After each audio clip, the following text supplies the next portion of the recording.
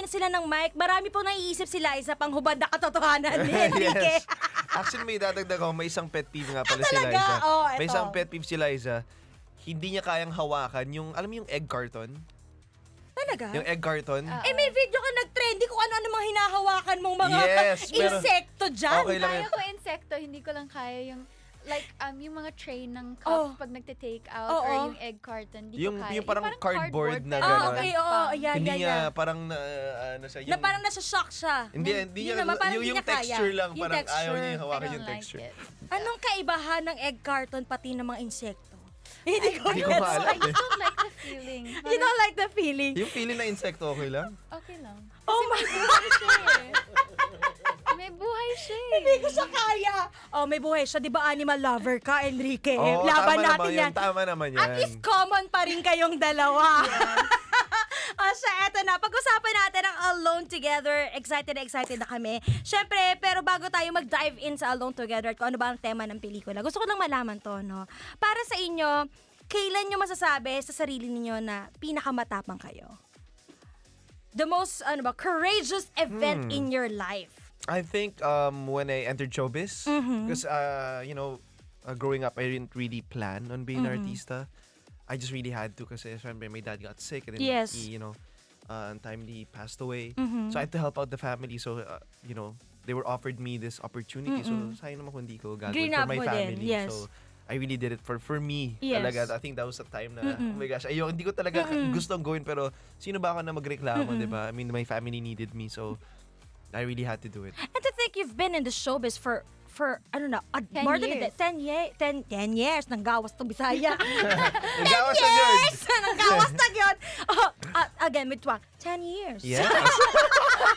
10 years. 10 years. I remember you're still young when you started. Kasi way back na sa ABS pa ka na very baby boy pa si Enrique. And look at him now, Yeah. diba?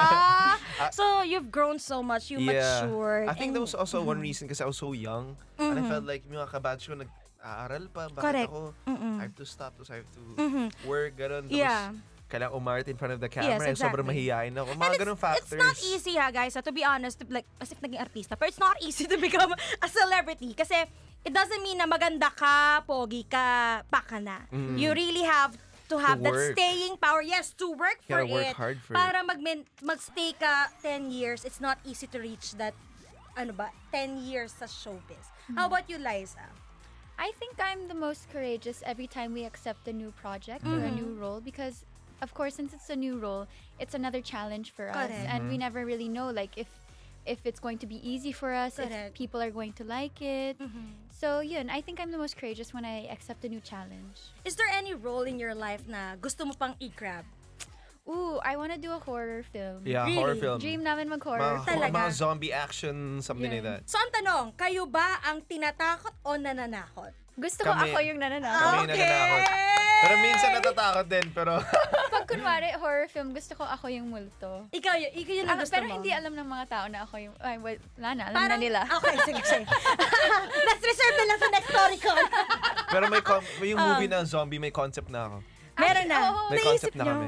Nagre-write siya ng concepts eh.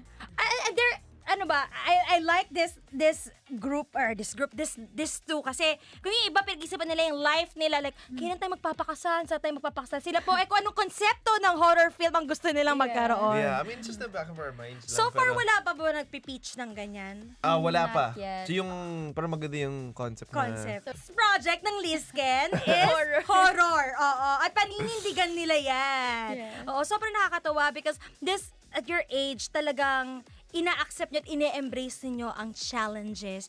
And I can say na very courageous kayo. So to think recently they just admitted their relationship. Palakpakan po natin sila. It's not easy. Yes. It's not easy. Alam nyo naman po, ang mundo ngayon, lalong-lalo na pag binigyan ng cellphone at social media. Yes. Pero eto na nga, speaking of social media, ang dami na ang nagka-campaign para sa Alone Together. Can you share us what is the story all about? Okay. So, the story basically is about two lovers who meet in college. My character is Tin. Isa siyang art studies major in UP Diliman. And marami siyang pangarap. She's very idealistic. She wants to change the world. And she meets Raph. Who is a total opposite, ay Sarin UST. wala akong drive na mag-graduate or mag-aral. Basta I'm just, doing it because I have to. Then I meet her, a very, very strong woman. A lot of things in her that really captivated me na wala sa sarili ko. She was a dreamer. She wanted to change the world. Iba lang siya sa mga babae na nakakausap ko. And then 8 years after they first meet, they are no longer together because some of their dreams have changed. Hindi na tuloy yung mga pinapangarap. They're not the same person they were when they first met. And I think it's more about the two of them trying to remember who they once were. yeah, it's more about memories, Memories, looking back at your yes. dreams on your youth. Parang, Kung yung mga dreams mo when you grew up, tapos like right now, diba, lahat naman tayo siguro may correct. dreams tayo nung bata tayo. Nakamit mo ba yung dream mo? Hindi ako naging artista, sorry. Okay lang. Nakamit mo ba yung dream mo? Masaya ka ba? Kontento ka ba? Pwede naman. Mga ganon? Are you happy? If not, Correct. may mga regrets ka ba? What would you have changed back then? And I really Mga like ganon. the trailer. Parang, it's not the exact word, pero parang yung gist niya is parang you're being haunted by your past. Yeah. Yes, And this is like exactly. relatable. Ito yung magaganda sa mga pelikula ngayon, no? Though fiction yung mga ganyan, magaganda rin naman. Pero iba pa rin yung mga pelikula relatable. Yes. Yes. Yung mga tao mismo naiintindihan nila at nakaka-relate sila sa mga kaganapan. And if you guys are going to describe Alone Together in one word, ano siya? In one word? That's in one hard. word, oo. O, sige, 2 words. Patawad, 3 words. In one word. Ooh, I never thought about that. Hope? Would be Hope. one. Hope para kay Enrique. Liza? Reality. Reality. Hope and reality. Ito yung dalawang bagay dapat meron tayo. Yan yung armas natin to survive in this world. Again, Yeah. congratulations for another movie. Thank and this you so is your much. first ever international screening. Magaganap na yan bukas at syempre sa Sabado. Please to invite people.